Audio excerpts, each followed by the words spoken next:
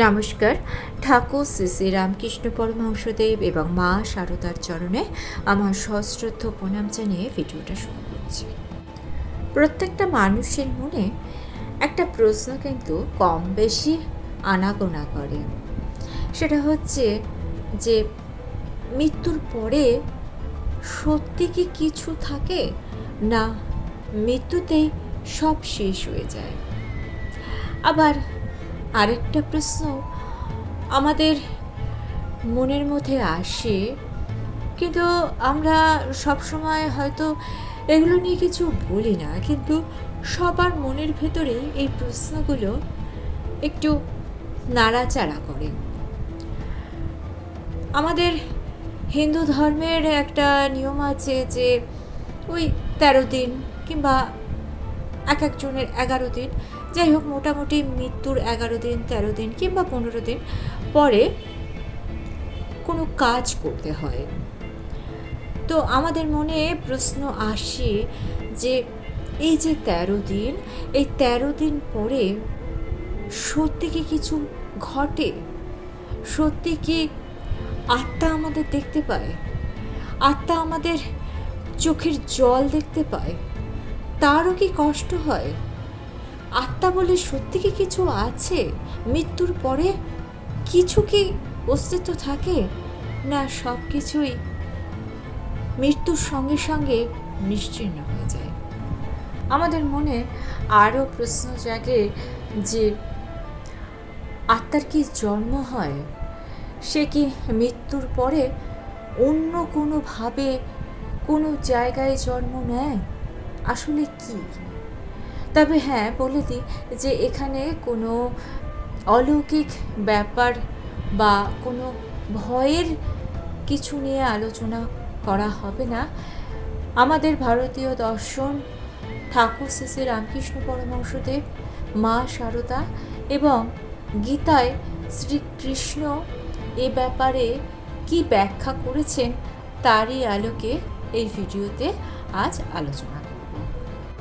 এই ভিডিও শেষে এমন একটা সত্যি কথা বলবো যেটা শুনলে আপনার মনে এই মৃত্যু সম্বন্ধে যদি সামান্য একটু ভয়ের কোনো উদ্বেগ থাকে, সেটা পুরোপুরি চলে যাবে। তাই ভিডিওটা শেষ পর্যন্ত দেখার অনুরোধ রইল। চলুন তাহলে ভিডিওটা শুরু করি। প্রথমেই জানবো মৃত্যু কী। আমরা সাধারণভাবে যেটা মনে করি যে মৃত্যু মানে শ্বাস বন্ধ, শ্বাস বন্ধ হলেই আমরা তাকে মৃত্যু বলি। মৃত্যু মানে হৃদযন্ত্রের কাজ বন্ধ, কিন্তু শাস্ত্র বলছে এটা পুরোপুরি সত্যি নয়। শাস্ত্র অনুযায়ী বা দর্শন অনুযায়ী শরীর, মন ও আত্মা এই তিনটি বিষয় নিয়ে একটা পুরোপুরি মানব শরীর তৈরি হয়। শরীর স্থূল, মন সূক্ষ্ম এবং আত্মা হচ্ছে অতি সূক্ষ্ম। গীতায় বলা হচ্ছে আত্মা অবিনশ্বর। গীতায় বলা হচ্ছে আত্মাকে নষ্ট করা যায় না। অস্ত্র আত্মাকে নষ্ট করতে পারে না বা আটকাতে পারে না। আগুন আত্মাকে পোড়াতে পারে না। জল আত্মাকে ভেজাতে পারে না। আবার বায়ু আত্মাকে শোকাতে পারে না। যদি প্রশ্ন করেন তাহলে এর মানে কি? এর মানে হচ্ছে আত্মা কোনো বস্তু নয়, আত্মা হচ্ছে চেতনা। উদাহরণস্বরূপ বলা যায়, ধরুন একটা বাল্ব যদি ভেঙে যায় তাহলে কি বিদ্যুৎ নষ্ট হয়ে যায়? বিদ্যুৎটা কিন্তু নষ্ট হয় না, বাল্বটা ভেঙে যায়। ঠিক তেমনভাবেই শরীর হচ্ছে বাল্ব আর আমাদের আত্মা হচ্ছে বিদ্যুৎ। শরীর নষ্ট হয় কিন্তু আত্মা নষ্ট হয় না। ঠাকুর বলছেন, মাটির পাত্র ভেঙে গেলে কি আকাশ ভাঙে?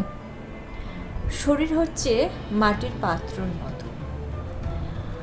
শরীর ভেঙে যায় কিন্তু আকাশের মতো আত্মাও কিন্তু থেকে যায়। স্বভাবতই এখন একটা প্রশ্ন আসছে নিশ্চয়ই মনে, যে আত্মা যদি নষ্টই না হয় তাহলে আমরা মৃত্যু নিয়ে এত কষ্ট পাই কেন? আসলে আমরা আমাদের শরীরটাকেই আমি ভাবি, আত্মার অস্তিত্ব সম্বন্ধে আমরা সচেতনই নই। তাই স্বামীজি বলছেন যে আমরা যদি আমার আমিটাকে ছেড়ে দিয়ে আত্মার কথা ভাবি, তাহলে কিন্তু আমরা মৃত্যু নিয়ে কোনো ভয় পাব না। এখানে আরও একটা প্রশ্ন আছে, সেটা হচ্ছে আত্মা যদি নষ্ট নাই হয়, তাহলে মৃত্যু কেন হয়? ঈশ্বর কেন মৃত্যু রেখেছেন? মৃত্যু কেন হয়? এই প্রশ্নটা গভীর একটা প্রশ্ন। চলুন একটু বিস্তৃতভাবে বলা যাক। প্রকৃতির একটা নিয়ম আছে। প্রকৃতির নিয়ম হচ্ছে পরিবর্তন। যা এসেছে তা যাবে। এটা প্রকৃতির নিষ্ঠুরতা নয়, এটা প্রকৃতির নিয়ম।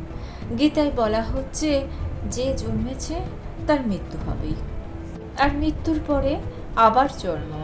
এটা একটা চক্র, এটা চলতে থাকে, এটা শেষ হয় না।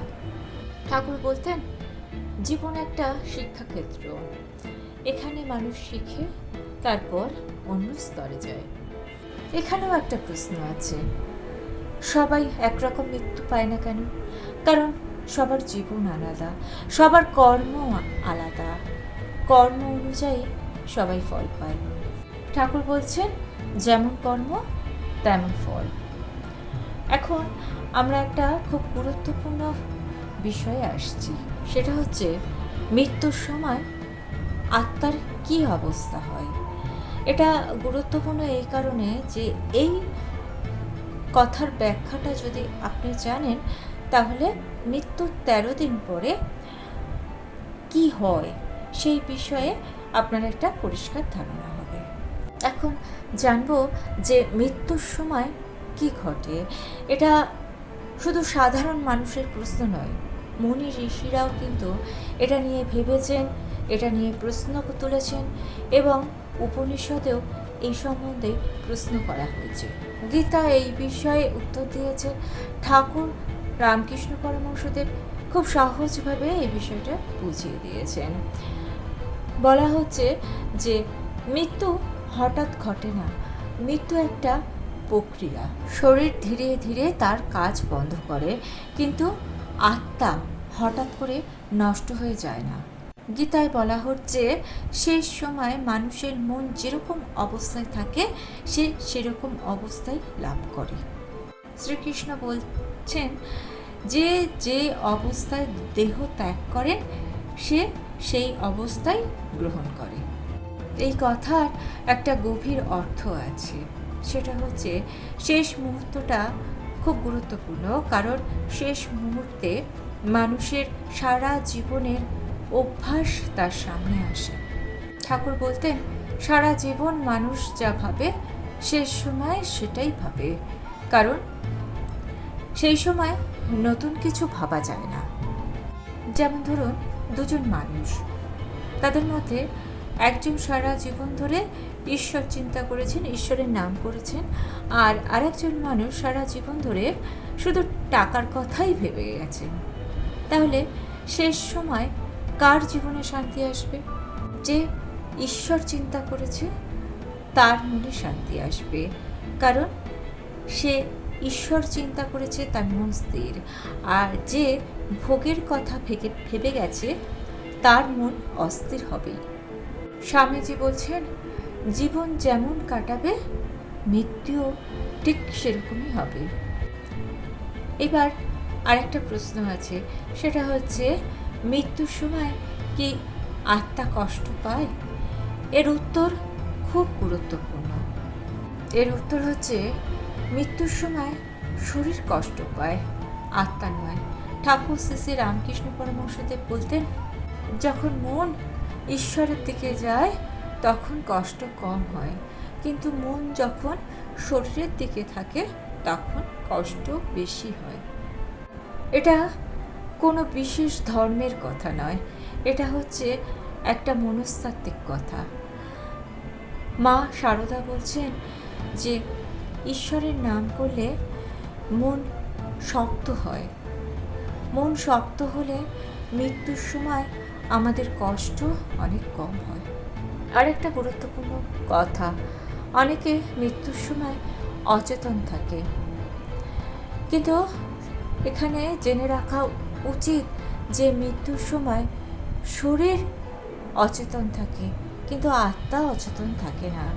তাই সাধু সন্ন্যাসীরা বলছেন যে মৃত্যুর সময় শান্ত পরিবেশ রাখা উচিত। বলা হচ্ছে মৃত্যুর সময় চিৎকার করা, কান্নাকাটি করা এগুলো উচিত নয়, কারণ এই সময় মন খুব সেন্সিটিভ থাকে। সেই জন্য আমাদের ধর্মে মৃত্যুর সময় গীতা পাঠ করা হয়। এই গীতা পাঠের উদ্দেশ্য হচ্ছে মনকে সান্ত্বনা দেওয়া, মনকে সাহায্য করা, মনকে ভয়মুক্ত করা। এখন প্রশ্ন, মৃত্যুর সাথে সাথে কি হয়? এই প্রশ্নের সঙ্গে জড়িত আছে 10 দিন, 12 দিন, 13 দিনের ধারণা। এইসব বিষয় নিয়ে আমাদের সমাজে অনেক ভুল ব্যাখ্যা করা হয়, অনেকে ভয় দেখান, কিন্তু ঠাকুর কখনো ভয় দেখাননি। তিনি সবসময় আমাদেরকে ভরসা দিয়েছেন। ঠাকুর সবসময় বলছেন ঈশ্বরের উপর ভরসা করো। এবার চলুন জেনে নেই যে 13 দিনের আধ্যাত্মিক রহস্য কী। এটা খুব গুরুত্বপূর্ণ একটা বিষয়, কারণ এটা বুঝলেই আমরা আধ্যাত্মিক বিষয়টা বুঝবো। এটা যদি না বুঝি, আমরা শুধু নিয়মটা বুঝবো, আসল কথাটা বুঝতে পারবো না। 13 দিন সব পরিবারেই পালন করা হয়। কেউ মারা গেলে 10 দিন, 12 দিন, 13 দিন, 15 দিন এরকম পালন করা হয়। আর সবাই এগুলোকে পালন করেন, কিন্তু এর আধ্যাত্মিক যে উদ্দেশ্য বা আধ্যাত্মিক যে অর্থ সেটা ম্যাক্সিমাম মানুষই জানেন না, শুধু একটা নিয়ম হিসাবে পালন করেন, ইচ্ছাই হোক অনিচ্ছাই হোক পালন করেন। ঠাকুর শ্রী রামকৃষ্ণ পরমহংসদেব কখনোই অন্ধ আচার বিচারকে সমর্থন করেনি। তিনি বলেছেন আচার নয়, ভক্তি করো। আচারের থেকে তিনি ভক্তিকে বেশি গুরুত্ব দিয়েছেন। তিনি বলতেন ভক্তি থাকলে সামান্য আচারেও ফল হয়, আর ভক্তি না থাকলেও অনেক নিয়ম নিষ্ঠা করেও কোনো ফল হয় না। এখন প্রশ্ন হচ্ছে 13 দিনের মানে কি? 13 দিন কেন আমরা পালন করি? এর 3টি উদ্দেশ্য আছে। প্রথম উদ্দেশ্য হচ্ছে পরিবারের মানুষদের ধীরে ধীরে স্থির করা, তাদের মনকে ধীরে ধীরে অভ্যস্ত করা। দ্বিতীয়, মৃত ব্যক্তির জন্য প্রার্থনা করা। আর তৃতীয়, জীবনের অনিত্যতাকে উপলব্ধি করা, অর্থাৎ জীবনে কোনো কিছুই স্থায়ী নয়। মানুষ, জীবন, অর্থ, সম্পত্তি কোনো কিছুই স্থায়ী নয়। এগুলো হচ্ছে নিত্য বস্তু, কিন্তু আমাদের জীবনে সব কিছুই কিন্তু অনিত্য। এই 3টি উদ্দেশ্যই প্রধান। মা শারদা বলেছিলেন যে কারণ মৃত্যু হলে অতিরিক্ত শোক করো না, তাতে তার কষ্ট হয়। এই কথার অর্থ হলো যে কান্না করা ভুল নয়, ভালোবাসা থাকলে কান্না হবে, কিন্তু কাঁদতে কাঁদতে শোকে ভেঙে পড়লে জীবন তো চলবে না। এই কথার একটা গভীর উদ্দেশ্য আছে। ধরুন একটা পাখি খাঁচা থেকে মুক্ত হয়ে গিয়েছে, আপনি খাঁচাটা ধরে শুধু কাঁদছেন। খাঁচা ধরে কাঁদলে পাখিটা কি ফিরে আসবে? পাখিটা ফিরে আসবে না, আপনার কষ্টটাই শুধু বাড়বে। ঠিক তেমনভাবে আত্মা নিজের পথে এগিয়ে যায়। আমাদের অতিরিক্ত আসক্তি, অতিরিক্ত মায়া আমাদের কষ্টটাকেই বাড়ায়। এবার স্বভাবতই মনে একটা প্রশ্ন আসে যে তাহলে কি শোক করা উচিত নয়? শোক হবে, শোক স্বাভাবিক একটা ব্যাপার। ঠাকুর নিজেও কিন্তু ভক্তদের দুঃখে, কষ্টে, শোকে কেঁদেছেন।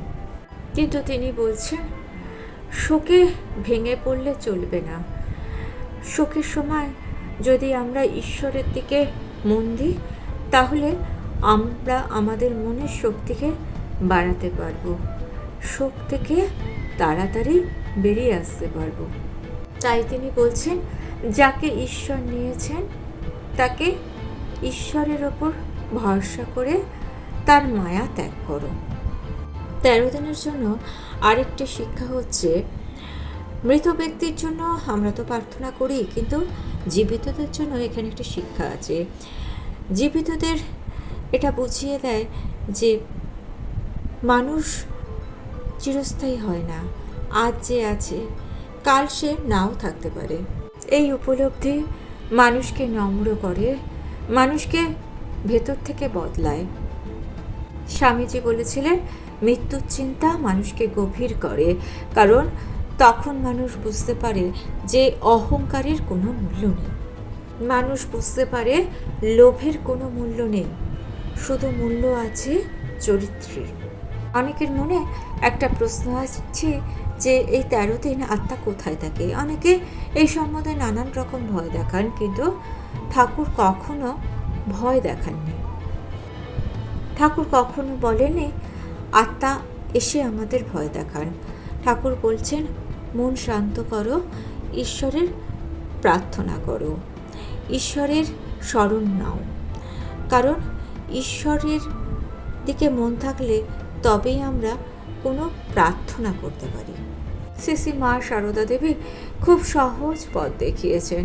মা বলছেন, তার জন্য নাম করো, এটাই হচ্ছে তার জন্য সব থেকে সহজ আর সব থেকে গুরুত্বপূর্ণ, সব থেকে ভালো প্রার্থনা। এই জন্যই মানুষ এই সময় নাম জপ করে, প্রার্থনা করে, ধর্মগ্রন্থ পাঠ করে। এর উদ্দেশ্য ভয় নয়, শান্তি, আতঙ্ক নয়, শান্ত মন। অনেকের মনে এই প্রশ্ন আসে যে 13 দিন পর কি হয়। এই প্রশ্নের উত্তর পাওয়ার জন্য জানতে হবে যে আত্মার যাত্রাটা কীরকম। গীতায় বলা হচ্ছে, আত্মা কখনো স্থির অবস্থায় বসে থাকে না, আত্মা চলমান।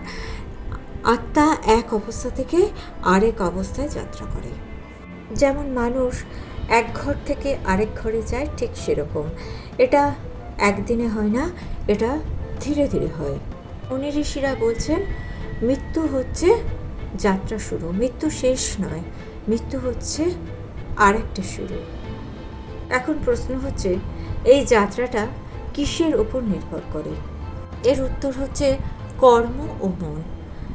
গীতায় বলা হচ্ছে, মানুষের কর্ম ও মন তার ভবিষ্যৎ অবস্থাকে প্রভাবিত করে। ঠাকুর বলতেন, যেমন বীজ বপন করবে সেরকম ফল পাবে। মৃত্যু ফলাফল নয়, মৃত্যু হচ্ছে পরিবর্তন। তাই স্বামীজি বলেছিলেন, আজকের জীবনী, আজকের কাজই আগামী অবস্থার প্রস্তুতি। শ্রী মা সারদা দেবী বলেছিলেন, ঈশ্বর আছেন, তিনি দেখছেন, তাই উদ্বিগ্ন হইও না। এই শিক্ষা খুব গুরুত্বপূর্ণ, কারণ এটা আমাদের ভরসা দেয়। এখন আরেকটা গুরুত্বপূর্ণ প্রশ্ন আছে যে 13 দিনের অর্থ আসলে কি? 13 দিন হলো এমন একটা সময়, যে সময় পরিবার ধীরে ধীরে শোক সামলে ওঠে। এই সময় মৃত ব্যক্তির জন্য মঙ্গল কামনা করা হয়, এটাই হচ্ছে আমাদের আসল উদ্দেশ্য। এখন আবারও একটা প্রশ্ন আছে যে অনেকের মনে এই প্রশ্ন জাগে যে আমাদের আচরণ কি মৃত ব্যক্তিকে প্রভাবিত করে? এখানে বলা হচ্ছে যে আমাদের প্রার্থনা, শুভ চিন্তা তার পথকে, তার যাত্রাকে সুগম করে। সেই জন্য বলা হয়, প্রার্থনা করো, নাম জপ করো, ভালো চিন্তা করো, মনকে সংযুক্ত করো। এই সংযুক্ত মানে কিন্তু ভয় নয়, সংযুক্ত থাকা মানে মনকে শক্ত করা। ঠাকুর বলতেন, প্রেমই হচ্ছে আসল, আসক্তি নয়। আসক্তি আমাদেরকে বেঁধে রাখে, আর প্রেম আমাদেরকে মুক্তি দেয়। আত্মা কোথায় যায় আমরা ঠিক সঠিকভাবে জানি না। আমরা এটা জানি না কারণ এটা আমাদের ইন্দ্রিয়ের বাইরে। তাই ঠাকুর বলতেন, সব জানতে হবে না, ঈশ্বরকে বিশ্বাস করলেই হবে। এই শিক্ষা গভীর, কারণ এতে অকারণ কৌতূহল কমে, বিশ্বাস বাড়ে। এখন একটা গুরুত্বপূর্ণ প্রশ্ন হচ্ছে যে আমাদের কি করা উচিত? মৃত মানুষদের জন্য আমাদের কি করা কর্তব্য? আমাদের প্রিয়জনরা যখন কেউ চলে যায় তখন আমরা খুব অসহায় বোধ করি, মনে হয় আমরা কিছুই করতে পারবো না। কিন্তু শাস্ত্র বলছে আমরা কিছু করতে পারি। ঠাকুর রামকৃষ্ণ পরমহংসদেব বলতেন, বাহির দিয়ে নয়, অন্তর দিয়ে আমরা কিছু করতে পারি। খুব সহজ সরল কয়টি কাজ আমরা করতে পারি। যেমন ধরুন প্রার্থনা। ঈশ্বরের কাছে আমরা প্রার্থনা করতে পারি যে হে ঈশ্বর, তাকে ভালো রাখো, সে যেখানে আছে সেখানে তাকে শান্তি দাও। এটাই হচ্ছে সব থেকে বড় সাহায্য, কারণ ঈশ্বরের করুণা হচ্ছে সব থেকে বড় শক্তি, বড় সাহায্য। শ্রী মা সারদা দেবী বলেছিলেন, ঈশ্বরের কাছে বলো, তিনি শুনছেন। এই কথা মনকে শক্ত করে, মনকে সাহস দেয়। দ্বিতীয় কাজ হচ্ছে নাম জপ। আপনি যদি সত্যি কারোর ভালো চান তাহলে নাম জপ করে তার উদ্দেশ্যে উৎসর্গ করতে পারেন। এটা বাইরের আয়োজনের থেকে, অর্থাৎ নিয়ম কানুনের থেকে অনেক বেশি প্রয়োজনীয়, কারণ ঈশ্বর বাইরের আয়োজন দেখেন না, তিনি মন দেখেন। যেও ভালো কিছু কাজ করা, যেমন জীবের সেবা করা। আপনি যদি কোনো জীবের সেবা করেন আর মনে মনে বলেন যে এই সেবা তার উদ্দেশ্যে, তাহলে তার মঙ্গল হবে। ধরুন আপনি কোনো দরিদ্র মানুষকে খেতে দিলেন, কোনো অবলা প্রাণীকে খেতে দিলেন, আর মনে মনে ভাবলেন বা বললেন যে আমি এই কাজটা তার স্মৃতির উদ্দেশ্যে করলাম। এটাই হচ্ছে সত্যিকারের শ্রদ্ধা। এটা শুধু কথা নয়, এটা কর্ম। আপনি কি নিয়ম কানুন পালন করলেন সেটা কোনো যায় আসে না। আপনি তার জন্য প্রার্থনা করুন, তাকে মনে করে কিছু মানুষের, অবলা প্রাণীর উপকার করুন, তাহলে তার যাত্রা শুভ হবে, তার আত্মা শান্তি পাবে। চতুর্থত মন শান্ত রাখা। এটা খুব কঠিন কিন্তু খুব জরুরি, কারণ অশান্ত মন প্রার্থনা করতে পারে না। পঞ্চমত ঈশ্বরের ওপর ভরসা।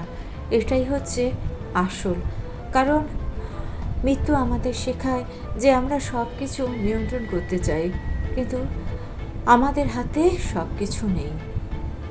ঠাকুর বলতেন, যা হয় ঈশ্বরের ইচ্ছেই হয়। এই বিশ্বাস মানুষকে ভেতর থেকে শক্ত করে। এখন একটা প্রশ্ন যে কী কী করবেন না, সেটা হচ্ছে অতিরিক্ত ভয়, ভয়ের গল্প, এগুলো কখনোই করবেন না। অনেকে এইসব ব্যাপার নিয়ে অনেক ব্যবসা করছেন, সেই ফাঁদে পা দেবেন না।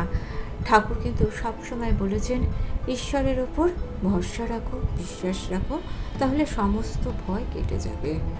আর আমি একটা ব্যক্তিগত অভিজ্ঞতার কথা বলি, সেটা হচ্ছে অনেকে নানান রকম ভয় পান, মানে তাদেরকে ভয় দেখানো হয়। আপনি একবার ভেবে দেখুন তো, আত্মা অবিনশ্বর, আত্মার বিনাশ হয় না। তাহলে যে মানুষটা জীবিতকালে আপনার প্রিয়জন ছিল, সেই মানুষটা শারীরিকভাবে মৃত্যুর পর কিভাবে আপনার ক্ষতি করবে? আপনি নিয়ম পালন করুন আর না করুন, সে আপনার ক্ষতি করবে না।